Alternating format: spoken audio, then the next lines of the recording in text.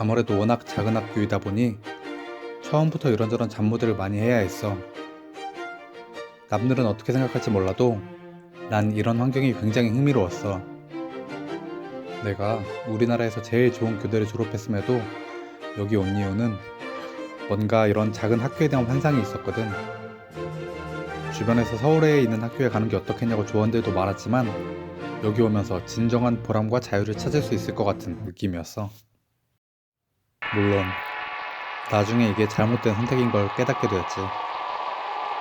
학교 일은 재밌는 점도 힘든 점도 많았어. 아이들이 초롱초롱한 눈망울로 말을 걸면 힐링되기도 했다가 서로 볼펜을 집어던지면서 싸우기도 하고, 어떤 아이는 좀비 흉내를 낸다며 다른 아이를 깨물어서 온 학교가 시끄러운 적도 있었어. 하지만 모든 학교에는 특히 더 눈에 띄는 아이가 있지. 특별히 이상한 점이 있는 건 아니지만 선생님조차도 함부로 가까이 할 수 없는 그런 아이. 그런데 우리 학교에 그 아이는 유난히 이상했어. 4학년의 아이였는데 이제부터 주원이라는 가명을 부를게. 주원이란 그 아이는 매일 조용히 학교에 왔다가 끝날 때 사라질 뿐, 이상하게도 아무도 주원이와 얘기를 나누는 아이가 없고 선생님들도 그 아이는 피하는 듯한 느낌이었어. 얼핏 다른 선생님에게 들은 얘기로는 주원이는 정신적인 문제가 있어 자극을 하면 남들을 공격해서 애들이 피한다고 했어. 선생님들에게도 그 아이는 모른 체 하는 것이 불문율처럼 되어 있는 것 같았어. 그때는 이러한 상황이 이해가 되질 않았어. 당시에 나는 젊고 자신감에 가득 차 있는 신입 교사였기 때문에 그 아이에게 어떤 문제가 있는지 좀 더 명확히 알아내고 싶었어. 처음에 이 얘기를 했더니 다들 코웃음을 치더라고. 내가 이 문제에 대해 진지하게 얘기했던 선생님이 있었어. 그 선생님을 박쌤이라고 부를게. 여기서부터 진짜 이야기가 시작이야. 박쌤은 이 학교에서 일한 지 10년이 넘은 베테랑 여자 선생님이었어. 가만 보면 박쌤이 학교 모든 일을 혼자 하시는 게 아닐까 하는 생각이 들 정도로 열정이 넘치는 분이었어.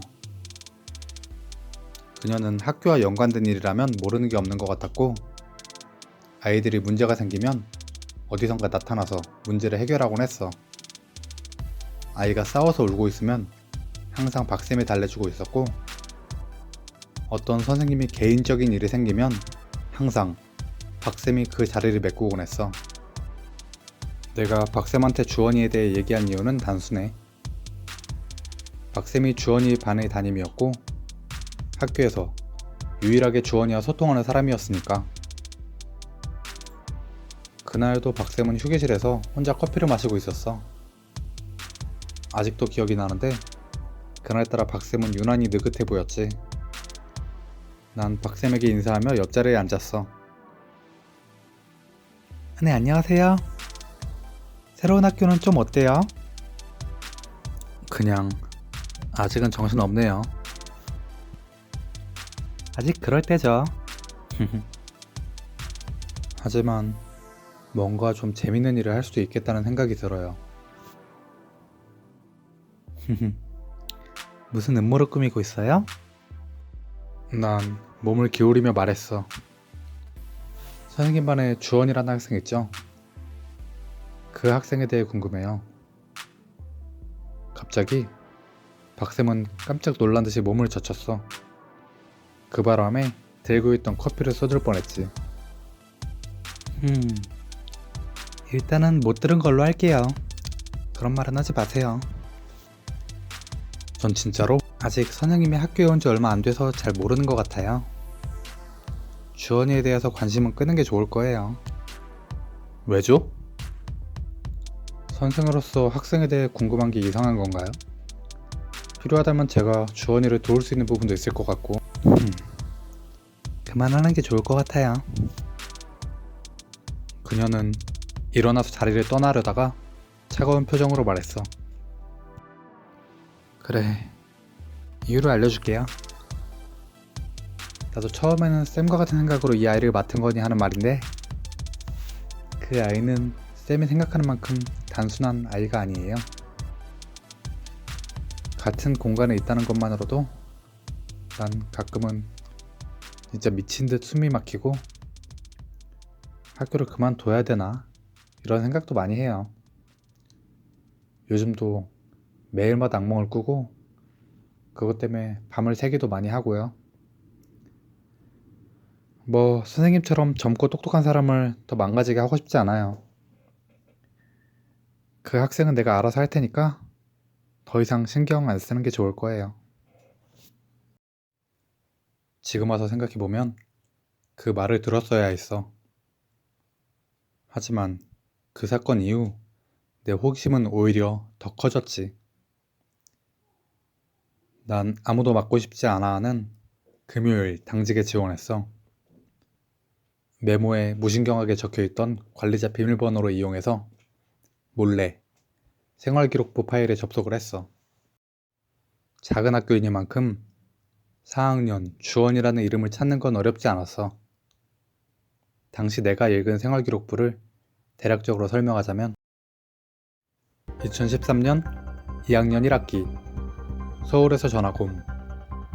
서울에서 학교를 다니던 중 주원이를 맡았던 담임 선생님이 교실에서 목을 매 자살한 사건이 있었고 그에 대한 트라우마가 있는 듯함. 이것 때문에 요양의 목적으로 전화 갔다는 얘기를 들었음. 귀신과 함께 있다는 말을 하면서 아이들을 놀래켜 몇 차례 주의를 줌. 아이들에게도 폭력적인 성향을 보임. 가끔 얼굴과 목에 심하게 멍이 난 채로 등교하였으며 집에서 혼자 과격하게 놀다 다치는 흔적이라고 전달받았으나 무속인으로 일한다는 부모님의 영향이 아닐까도 생각됨.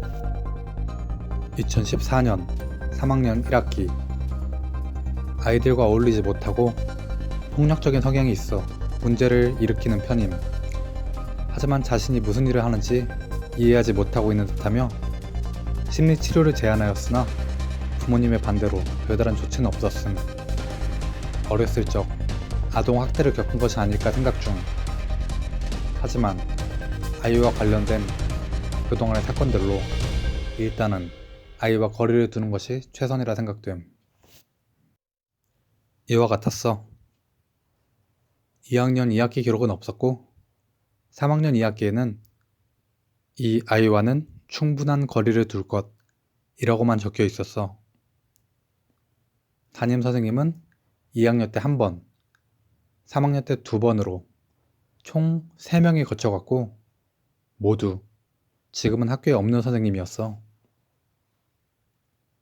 생기부만 보면 주원이는 이미 학교에서 손을 놔버린 학생이었는데 난 아무리 작은 학교지만 학생을 관리하기 위한 노력이 너무 부족한 게 아닌가 생각을 했어.